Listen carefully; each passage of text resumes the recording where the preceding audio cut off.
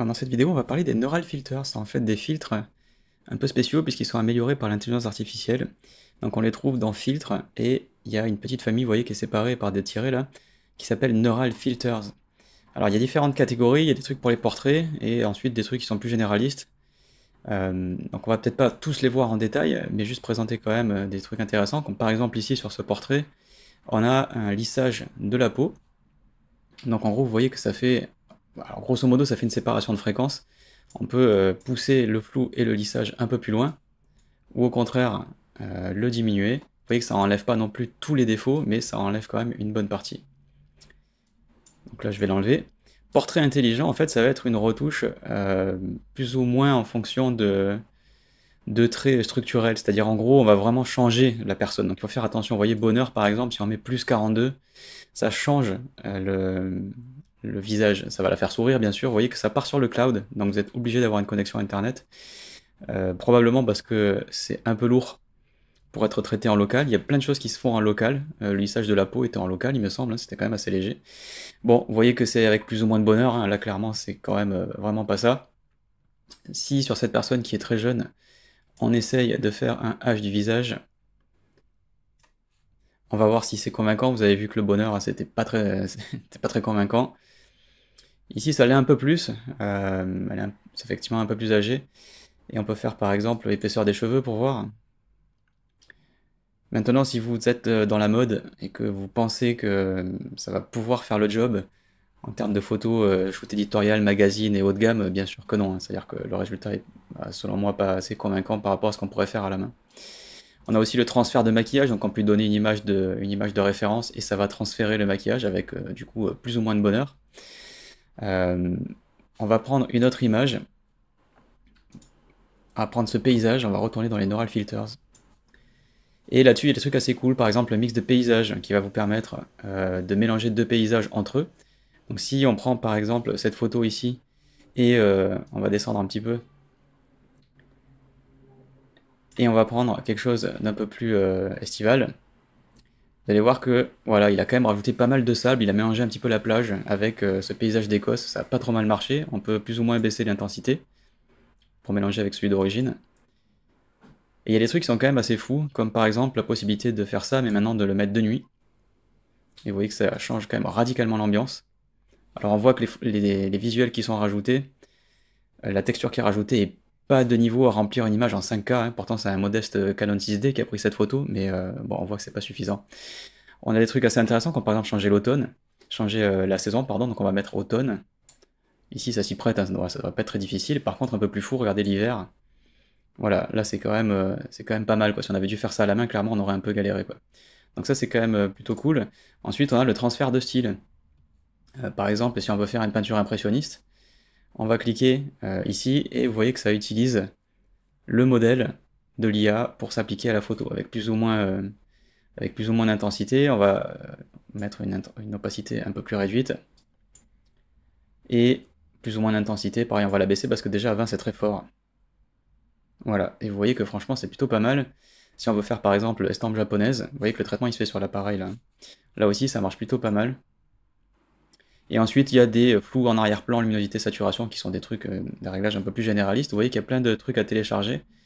On va prendre par exemple, hop, pareil, on va être un peu plus vers quelque chose du 19e. Alors il n'y en a pas des tonnes, hein, vous voyez, donc ça c'est les styles d'artistes, mais on peut faire aussi des styles d'images. Donc on peut prendre par exemple, ben voilà, façon Van Gogh, ou d'autres trucs beaucoup plus cubistes par exemple, même si sur ce type d'image ça va être plus compliqué. Donc ça ce sont des paramètres prédéfinis, mais on peut aller chercher personnaliser et carrément lui donner une image à manger, quoi. Donc il y a d'autres trucs qui sont quand même pas mal. Vous pouvez faire une harmonisation pour donner deux images, prendre une image en fonction d'un calque et il va les harmoniser. Et un truc qui est vraiment bien, ça peut être pour ceux qui ont plein de vieilles photos, c'est coloriser. Donc si on prend l'autre image qui est ouverte, on va devoir fermer malheureusement, à chaque fois on doit quitter et revenir pour changer d'image. On va retourner dans les Neural Filters et on va aller chercher coloriser. Et vous voyez que ça fait quand même un assez bon travail, mais on peut faire encore mieux, on peut utiliser restauration qui est toujours en bêta au moment où j'enregistre cette vidéo. Mais en gros ce que ça va faire c'est que ça va enlever toutes les petites déchirures et toutes les petites en gros tout ce qui a abîmé l'image, et ça va la reconstruire. Donc on va réduire les rayures. On va voir s'il y arrive, normalement ça devrait le faire. Voilà, vous voyez que c'est quand même pas mal. Il y a malheureusement une rayure qui est pile sur le visage. Donc il s'est... voilà, on va mettre améliorer le visage. Vous voyez que voilà, il y a un truc qui est prévu pour, même si bon, ça va pas faire 100% du job non plus. Donc ici on aura quand même un petit quelque chose qui trahit l'utilisation de l'IA. Ou alors vous pouvez juste utiliser coloriser et ensuite seulement faire une petite retouche à la main, quoi. Il faut voir, mais là bon, on n'a pas de chance, on a vraiment la rayure qui est pile sur le visage, quoi. On peut faire aussi du flou de profondeur, c'est-à-dire en gros, sur une photographie, dire qu'on veut vraiment avoir un arrière-plan flou, donc je vais revenir sur mon paysage. Donc on va faire un filtre, Neural Filters. Donc c'est quelque chose qu'on a dans Camera Raw d'ailleurs, hein, si vous avez regardé la formation dans l'ordre. On peut faire un flou de profondeur, et du coup vous voyez que ça fait un flou progressif, ou au contraire, distance focale, on peut choisir où est-ce qu'on veut le mettre. Donc on peut le mettre par exemple là-bas, ou ici, et à chaque fois il recalcule. Donc on va le mettre au fond, et vous voyez là que ça fait l'inverse, c'est-à-dire qu'on vise le fond de la photo et le premier plan va être flou. On peut évidemment générer un flou plus ou moins fort avec cette glissière. Vous voyez aussi qu'on a une famille liste d'attente, on a un générateur de portraits, on peut faire des longues expositions sur l'ombre, c'est quand même assez anecdotique. Un régénérateur d'ombre, voilà, si jamais vous avez des ombres que vous voulez déplacer sur une photo, changer radicalement la lumière, et la réduction du bruit, qui est disponible par contre dans Camera Raw. Enfin, vous remarquez qu'on peut sortir sur un nouveau calque masqué, ou en tant que filtre dynamique, vous n'êtes pas obligé d'appliquer à même le calque, et qu'on peut afficher tous les calques de la composition, ou uniquement le calque sélectionné, pour voir le Neural Filter s'appliquer dans son contexte. Et ensuite, on peut faire un avant-après en bas. Donc voilà pour les Neural Filters, voilà, une petite introduction. Je m'attarde pas en détail parce qu'en fait c'est un truc qui n'a pas arrêté d'évoluer depuis les 2-3 dernières années, donc je préfère vous présenter le principe, mais en fait ça change tout le temps, il y en a des nouveaux, il y en a qui partent, il y en a qui se modifient, il y en a qui sont en bêta, il y en a qui sont plus en bêta.